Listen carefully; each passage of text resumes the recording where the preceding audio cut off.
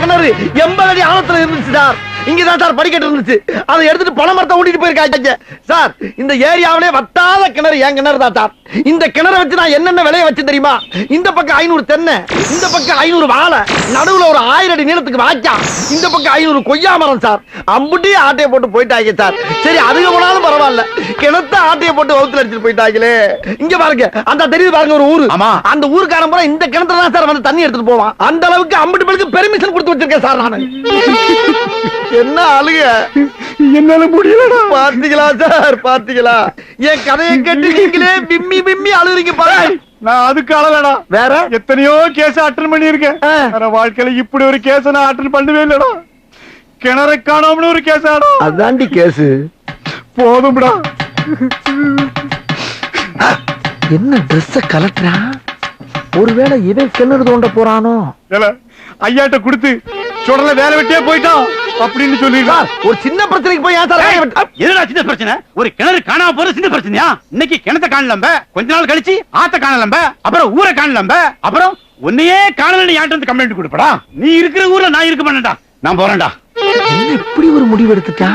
5 லட்சம் கொடுத்து வேலை சேர்ந்த 5 எத்தனை அதிகாரி வேலையை விட்டு போனாலும் எனக்கு கவலை இல்ல.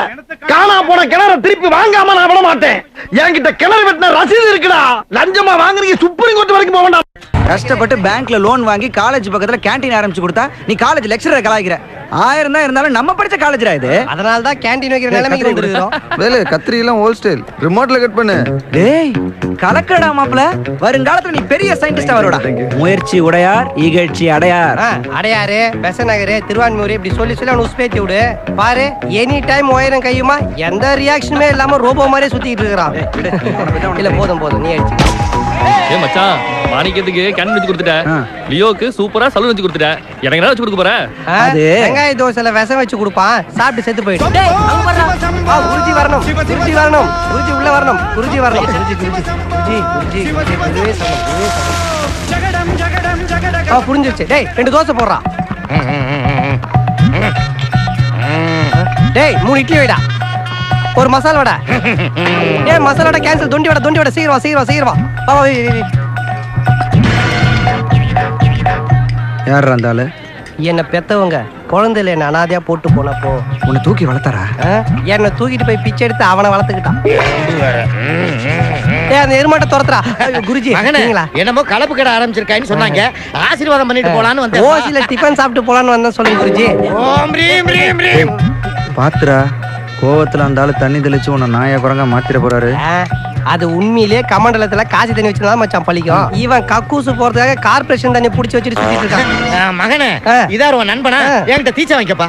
இவன் என்ன மாதிரி இல்ல, கோவம் வந்தா ஓங்கி 2 அப்பு அப்பனாலும் அப்ப வேண்டாம். நீ மட்டும் வாங்கிக்க. மகனே, நான் சொல்வதை கவனமாக கேட்க வேண்டும். அதன்படி செயல்பட வேண்டும். கண்டிப்பா.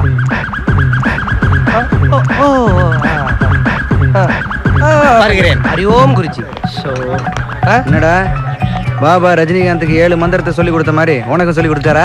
7 சைட் டிஷோட மத்தியானம் எடுப்பு சாப்பாடு கட்டி வை, வந்து எடுத்துட்டு போறேன்னு சொல்லிட்டு போது எச்சகல. போடா. டேய் டேய், கேண்டீனே காலி செய், இல்லையே நீ காலி. ரெண்டு பொடி தோசை அடிச்சுக்கிறியே. ஏப்பா கருப்பு சட்டை பொறுமையா வர மாட்டியா? யாரப்பா இது? நாளைக்கு பரோட்டா 8 பார்சல் கேக்குது. தோசைய வேமா போடுமா, வச்சு பார்க்க கூடாது. இங்க இருந்தால சொல்றேன். பிசினஸ்ல ரெக்கார்ட் பண்ணவனலாம் நான் பாத்துர்க்கேன். ஆனா ரெக்கார்ட் பண்ணி பிசினஸ் பண்றவன இப்பதான்டா பாக்குறேன். ஆமா, இது என்ன ஆட்கள் தேவை? எதுக்கு? இங்க சாப்பிட்டுட்டு செத்து போனதுக்கு அப்புறம் தூக்கின்னு போறதுக்கா? வேண்டாங்க, அவசரப்பட்டு உடனே அடி வாங்கிடாதீங்க.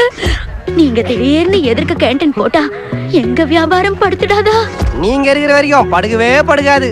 டேய் சின்ன பையா, அவரோட வியாபார நுணுக்கம் தெரியாம பேசிட்டு இருக்கறடா. அவரு கண்ணை மூடிக்கிட்டே எது எந்தெந்த ஐட்டம்னு சொல்லிடுவாரு. சொல்லு பாப்பா. பாரா, இது வந்து இட்லி, இது வந்து முறுக்கு, இது வந்து வடை, இது வந்து என்ன? என்னது இது? நம்ம கடையில ஒரு புது ஐட்டமா இருக்குது. கட்டின பொண்டாட்டி ஐட்டம் சொன்ன முதல் ஆம்பளை நீதான். இந்த தட்டு முட்டு சாமா, இந்த கெட்டு போன ஐட்டங்களா தூக்கின உடனே கடையை காலி பண்ற. எங்கடா காலி பண்ண சொல்ற?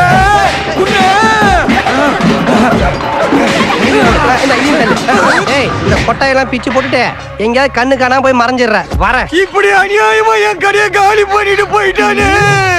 இறங்கி அவனா காலி பண்ணா, அவனா காலி பண்ணா. இந்த கொடுமையை பார்க்கிறதுக்கு என் சன் பூசன் இல்லையே. புலி ஒரு முது இடி இடிக்குது கொடி பறக்குது வேட்டக்கார வரத பார்த்து கொள்ளணும். மாணிக்கா எஸ் யூ மாணிக்கா ஐ அம் புசன் ஆக்சுவலி மோஸ்ட்லி மூக்கு சலி. யாரா இந்த ஜோக்கர்? மாணிக்கா இந்த டே உன் காலண்டர்ல குறிச்சு வச்சுக்க. டேய் குறிச்சு வச்ச கிளம்புங்கடா. எங்க சாப்ப நீ எப்படி உடைக்க போச்சு? ஒரு நிமிஷம் லிங்கம்.